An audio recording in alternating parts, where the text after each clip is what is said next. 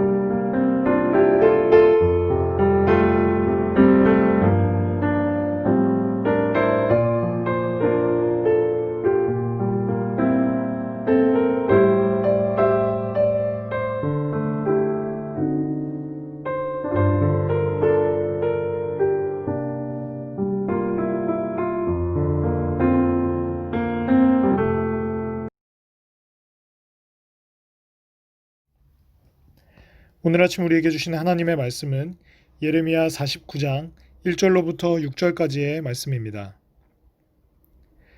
암몬 자손에 대한 말씀이라. 여호와께서 이와 같이 말씀하시되 이스라엘이 자식이 없느냐 상속자가 없느냐 말감이 갓을 점령하며 그 백성이 그 성읍들에 사는 것은 어찌 됨이냐. 여호와의 말씀이니라. 그러므로 보라, 날이 이르리니 내가 전쟁 소리로 암몬 자손의 랍바에 들리게 할 것이라. 랍바는 페어덤이 언덕이 되겠고 그 마을들은 불에 탈 것이며 그때에 이스라엘은 자기를 점령하였던 자를 점령하리라. 여호와의 말씀이니라. 헤스보나 슬피 울지어다. 아이가 황폐하였도다. 너희 랍바의 딸들아 부르짖을지어다. 굵은 배를 감고 애통하며 울타리 가운데에서 허둥지둥할지어다. 말감과 그 제사장들과 그 고관들이 다 사로잡혀 가리로다. 패역한 딸아 어찌하여 골짜기 곧 내 흐르는 골짜기를 자랑하느냐. 내가 어찌하여 재물을 의뢰하여 말하기를 누가 내게 대적하여 오리오 하느냐. 주 만군의 여호와의 말씀이니라. 보라, 내가 두려움을 내 사방에서 내게 오게 하리니 너희 각 사람이 앞으로 쫓겨나갈 것이요 도망하는 자들을 모을 자가 없으리라. 그러나 그 후에 내가 암몬 자손의 포로를 돌아가게 하리라. 여호와의 말씀이니라. 아멘. 이방을 향한 하나님의 심판의 말씀은 46장 애굽으로부터 시작해서 47장 블레셋 그리고 48장 모압에 이르기까지 각각의 독립된 장에서 다뤄지고 마지막으로 바벨론을 향한 심판의 말씀 역시 이후 50장과 51장 두 개의 독립된 장에서 다루어지게 됩니다. 그리고 이 중간에 암몬과 에돔, 다메섹, 게달과 하솔, 엘람 등은 한꺼번에 49장에서 다루고 있습니다. 오늘 본문의 말씀은 암몬에 대한 심판과 회복에 대한 말씀으로 암몬이 이스라엘 땅 갓지파 땅을 점령하고 그 성읍에서 살고 있는데 그러나 날이 이르면 암몬이 전쟁에 패하게 되고 이스라엘이 그들을 다시 점령할 것이라는 하나님의 심판의 말씀이 선포되고 있는 부분입니다. 암몬은 사방에서 두려움을 느껴 도망하며 흩어질 것이지만 또 하나님은 그 후 암몬 자손의 포로들을 돌아오게 하실 것이라고 말씀하고 계십니다. 암몬 족속의 시조인 암몬은 아브라함의 조카 롯의 아들입니다. 이 암몬 족속은 성경에서 이방 민족으로 배경으로 등장을 하지만 그럼에도 불구하고 이방인들을 향한 하나님의 오래전서부터 가지고 계셨던 구원 계획으로 말미암아 오늘 본문에서는 암몬을 향한 심판뿐 아니라 그들에 대한 회복의 말씀도 함께 선포되고 있음을 보게 됩니다. 우리에게 주신 말씀을 통해 재물과 권력을 의뢰하는 자라는 제목으로 함께 말씀을 묵상하고자 합니다. 이스라엘과 암몬 사이에는 오래전서부터 전쟁이 이어져 왔습니다. 성경에는 사사기 10장 11장에서 사사 입다의 시기에 암몬과의 전쟁이 기록되어 있는데 그 후에도 사무엘상 11장 때의 사울 왕, 그리고 사무엘하 10장 다윗 왕 때, 그리고 역대하 20장 여호사밧 왕 때에 암몬과 전쟁을 치렀다라는 기록들을 발견하게 됩니다. 그리고 예레미야가 사역하던 시대에도 암몬은 바벨론의 신하로서 여호야김이 다스리던 유다를 정벌하는 데 동참했습니다. 하나님은 예루살렘을 무너뜨리는데 암몬을 사용하시긴 했지만 암몬의 죄를 묵과하시지는 않으셨습니다. 오늘 암몬을 향한 하나님의 말씀은 이와 같습니다. 1절로부터 3절까지 점령당하는 점령자라고 암몬을 이야기하고 있습니다. 하나님은 암몬이 이스라엘을 공격하고 요단강 동편 갓지파의 영토를 차지한 죄를 드러내고 계십니다. 분명 길랏 지역은 이스라엘의 갓지파에게 주어진 땅이었지만 암몬은 사사 입다의 시대부터 호시탐탐 그 땅을 노려왔습니다. 북이스라엘이 아수르에게 멸망당하자 암몬은 곧 길랏을 차지했습니다. 하지만 하나님은 그들에게 그 땅을 허락하지 않으셨습니다. 하나님은 암몬의 죄를 물으시며 수도 라빠가 폐허가 되고 마을이 불타며 결국 이스라엘이 그 땅을 도로 찾을 것이라고 이야기하고 계십니다. 그 과정에서 헤스본과 아유 같은 라빠의 위성도시, 라빠의 딸들이라고 표현된 다음과 같은 도시들이 파괴될 것이고 그들의 우상인 말감의 신전도 파괴되며 그 제사장과 고관들 역시 사로잡히는 일이 벌어질 것입니다.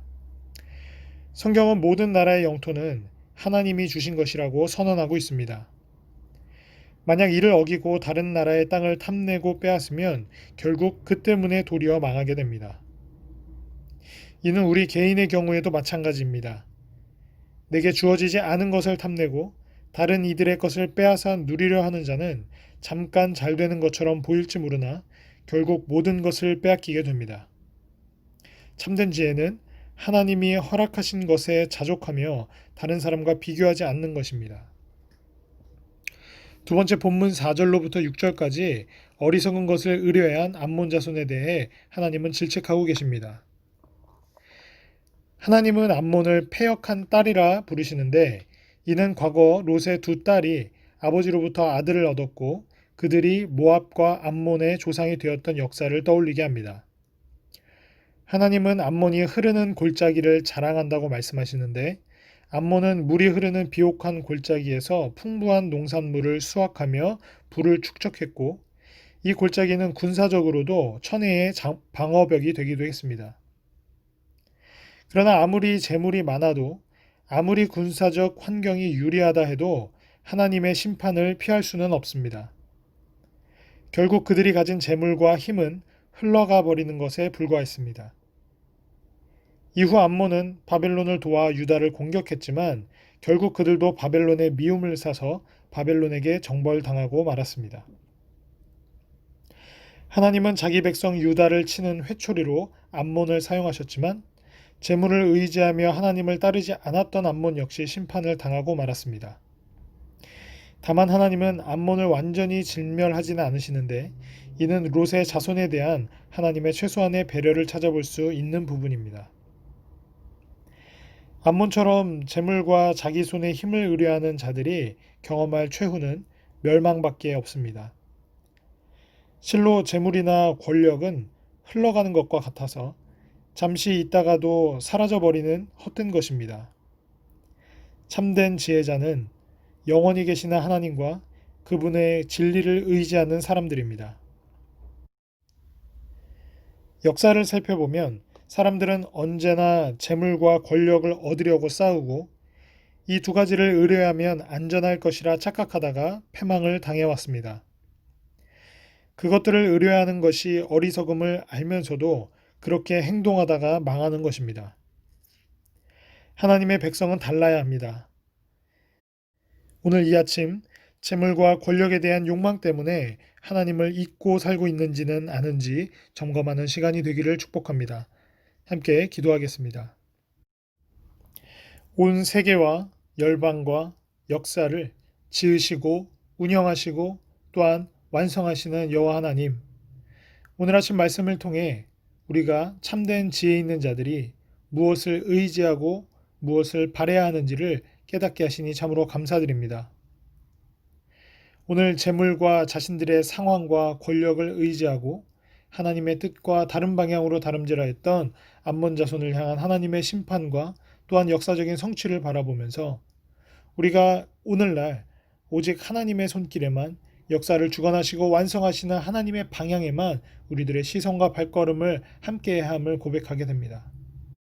뿐만 아니라 하나님으로부터 멀어지고 하나님을 등졌던 이스라엘 백성들에게 심판을 내리시고 또한 암몬 족속과 이방인들에게 심판을 내리시는 그 하나님의 심판뿐 아니라 이후에도 하나님의 은혜와 자비하심으로 말미암아 이들을 회복시키시는 하나님의 그 구원의 메시지를 바라보면서 우리들의 반복되는 연약함과 부족함을 주님 앞에 토로하게 하여 주시고 우리들의 모습이 아니라 우리를 사랑하시는 하나님의 그 사랑이 동기가 되어 우리를 구원하시고자 우리를 회복하시고자 하시는 하나님의 음성을 오늘 아침 우리가 듣게 하여 주시옵소서.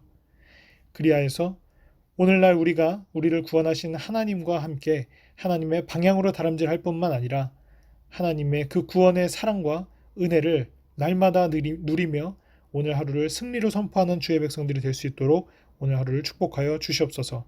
감사드리며 예수 그리스도의 이름으로 기도드립니다. 아멘.